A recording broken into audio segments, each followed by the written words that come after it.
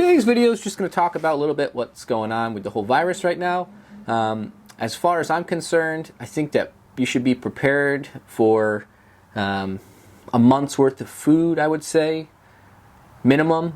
You know, who knows what's going to happen? Who knows how bad it's going to be? A lot of people are brushing it off as though it's nothing.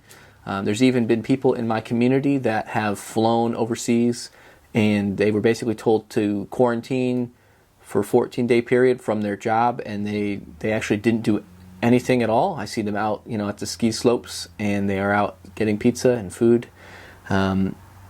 Personally, I'm not overly worried about it, but I think that you need to make sure you wash your hands a lot better than you do.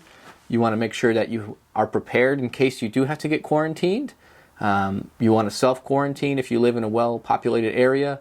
And I'm also going to I'm going to go out in public a lot less to big functions and groups of people. A couple things to do in the morning: go grocery shopping rather than in the afternoon. Just avoid large groups of people. Don't go to big concerts and things like that. The biggest problem that I see is that it's hard enough to get people not to talk on their phones while they're driving.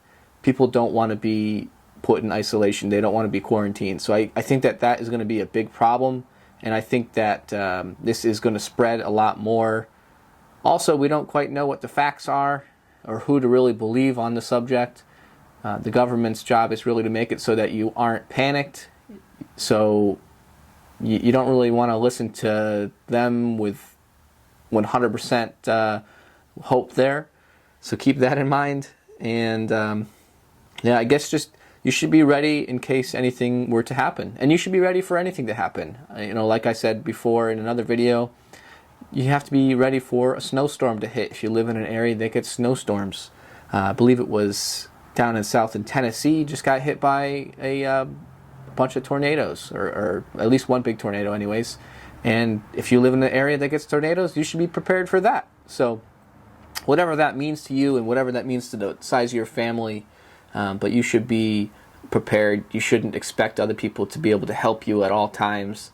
And it's definitely difficult for a lot of families that live paycheck to paycheck to be able to have extra food or supplies or even a full tank of gas. You know, I always try to keep a full tank of gas if we're getting a big snowstorm, and you don't know if you're going to have to siphon the gas into your generator.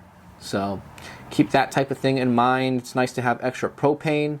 One thing that I bought a few years ago that is actually pretty handy is if you have like a 20-pound propane tank, you can put this little adapter on there, and you can charge up your little propane bottle tanks with that. And that way, if you have a little camp stove or something like that, that's just a handy thing to have in general, but it definitely applies to prepping as well. So keep that in mind. I hope that you are all safe. In Connecticut, we haven't had any confirmed cases that I know of yet, but there are in the surrounding areas. And like I said, I'm not overly concerned. I'm pretty healthy. I don't have any health risks or problems at all in my life right now. But definitely avoid going out to highly populated areas, which I kind of do anyways. I'm not a big fan of that. So hope your family stays safe. God bless, and I'll see you on the next video.